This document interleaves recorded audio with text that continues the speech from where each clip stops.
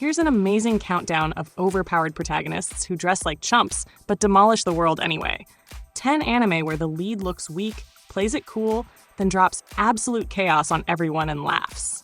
Kicking off with number 10, Shikaku, Mon no Saikyo. Kenja looks like every other reincarnated into a fantasy world title at first glance.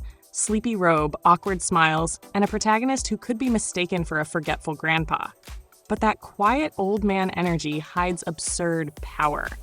The MC acts like he's retired from hero work, downplays talent, and lets enemies make the first mistake, then proceeds to solve problems with blunt force competence. Fans love the contrast, world-class abilities wrapped in deadpan delivery, and the show milks the disconnect between what people expect and what actually happens. There are moments of pure satisfaction when smug antagonists talk big, and the MC responds with a single unimpressed gesture that ends the fight. The soundtrack likes to pretend nothing dramatic is happening, while the MC quietly rewrites battle math. The show leans into that contrast with witty dialogue, brutal set pieces, and moments that let the protagonist silently steal the scene while other characters flail. Sliding to number 9. The hidden dungeon Only I Can Enter trades polish for genuine awkwardness. The lead looks like an average, even unimpressive kid. Shy, lucky, and hardly heroic, but his situation flips into an overpowered setup once secrets are revealed. The series intentionally plays up the gap between appearance and reality. A protagonist stumbling through social moments who turns terrifyingly competent in dangerous dungeons. It's basically the quiet kid in class who's actually the final boss trope, and the show knows it. There's a weird charm when cringe social scenes segue into ridiculous dungeon-clearing combos that make viewers grin because the imbalance is delicious. Critics will roast the fan service and trope-heavy build, but fans buy the contrast. Awkward public face, hidden monstrous stat growth. The show leans into that contrast with witty dialogue, brutal set pieces, and moments that let the protagonist silently steal the scene while other characters flail. Landing on number 8. Hagure Yusha no Aesthetica pairs a burned-out protagonist with a too-casual vibe that makes him look like a slacker rather than an unstoppable force. He's rough around the edges, sarcastic, and zero effort about heroics in public, yet when push comes to shove, his experience renders opponents useless. The show loves the don't wake a sleeping tiger energy. Except the tiger is on a smoke break, sipping something bitter. Villains misread apathy for weakness, and it ends poorly for them.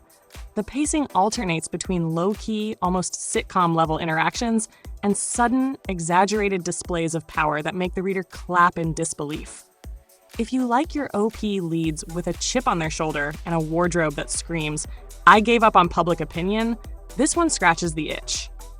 The show leans into that contrast with witty dialogue, brutal set pieces, and moments that let the protagonist silently steal the scene, while other characters flail. Looking at number 7, Alderamin on the Sky gives the lazy genius a military twist. The protagonist is unserious, loves wine and sleep, and drifts like he's auditioning for a laid-back bard, except he's a tactical savant. His demeanor makes him look like the wrong man for leadership, but those lazy comments mask a mind that calculates battles like chess games. The series sells tension by letting pompous leaders underestimate him, then gets rewarded when tactical beauty flips outcomes. Watching pompous officers fumble while the protagonist flicks a match and rewrites the entire engagement? It's oddly satisfying. The show leans into that contrast with witty dialogue, brutal set pieces, and moments that let the protagonist silently steal the scene while other characters flail. Gliding into number 6? Log Horizon plays the nerd-looking but pants-on-fire power card hard. The cast stuck in MMO rules includes a protagonist who initially seems like a timid strategist, more bookish than brawny. He looks weak because he uses brains and patience rather than showy strength, which lets other characters underestimate both him and his plans. But when society building and politics become battlefield equivalents, he's the one orchestrating wins with cold, methodical genius. This is the kind of show that rewards viewers who like slow-burn competence. It's less about spectacle and more about watching systems get exploited with surgical precision.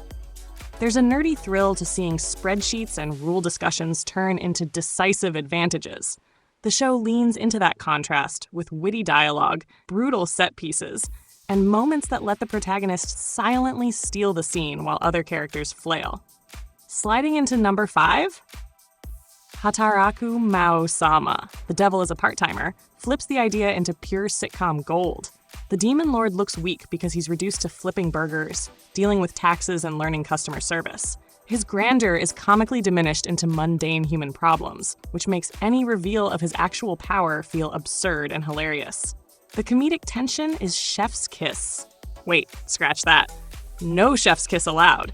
It's perfect because the show takes a fearsome icon and forces it to handle petty human bureaucracy. The contrast between demonic proclamations and complaints about minimum wage creates genuine laugh-out-loud moments. When the show finally reminds viewers that this guy carved entire realms before breakfast, the shift from sitcom to dangerous is so delightfully jarring. The show leans into that contrast with witty dialogue, brutal set pieces, and moments that let the protagonist silently steal the scene, while other characters flail.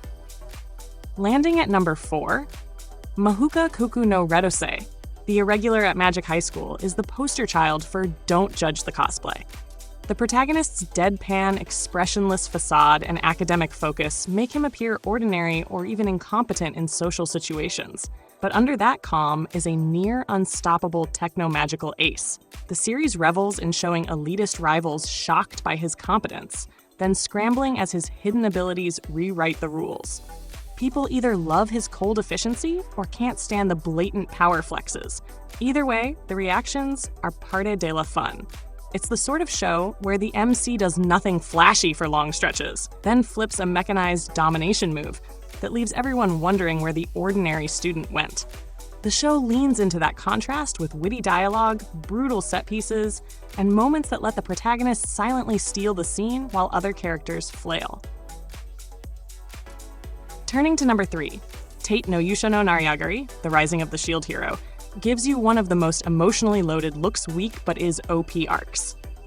The protagonist appears like the weakest of summoned heroes because his weapon is a defensive shield, and he's immediately betrayed and treated like garbage.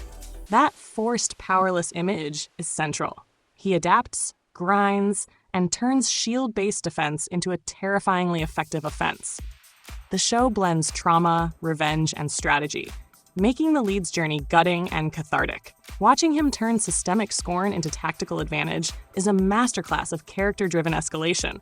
The trajectory from outcast to unignorable force hits hard because the show makes you feel every slight and every small victory on the road to dominance.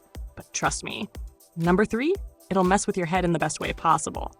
Now we're at number 2, Kenja no Deshi wo Nanaru Kenja, She Professed Herself Pupil of the Wise Man, is a slow burn that toys with expectations. The protagonist's outward form is unassuming and, in some routes, openly weak-looking, but identity and power lie deeper. The series draws tension from the gap between appearance and capability, often using comedic misunderstanding to highlight how easily society misreads strength. Watching NPCs and rivals react, mocking, or pitying turns into the show's instrument for both laughs and shock value when the MC drops competence bombs. There's a charming meta vibe about roleplay and status, and the narrative treats the protagonist like a well-disguised natural disaster. The show leans into that contrast with witty dialogue, brutal set pieces, and moments that let the protagonist silently steal the scene while other characters flail. Finally, number 1, Yujo Senki, The Saga of Tanya the Evil, is a masterclass in deceptive presentation. The protagonist looks like a child trapped in a war-torn world, which immediately triggers confusion. How can a little girl lead with such ruthless efficiency? The body doesn't match the mind. An old, hardened salaryman's ruthlessness resides behind a child's face. That mismatch makes every tactical decision, every cold calculation, feel both grotesque and mesmerizing. The series thrives on moral ambiguity and tactical set pieces that feel like war games built for maximum dread. It's not subtle. It wants you unsettled and then fascinated, and it succeeds.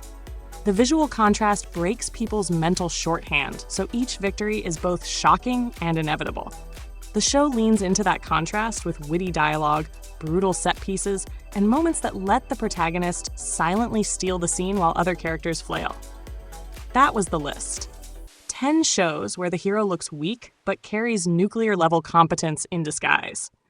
Tell me which sneaky powerhouse surprised you. Drop your hot takes in the comments, like if you laughed. And subscribe for more anime takes that actually pick fights with your expectations. Stay for a wildcard episode next week.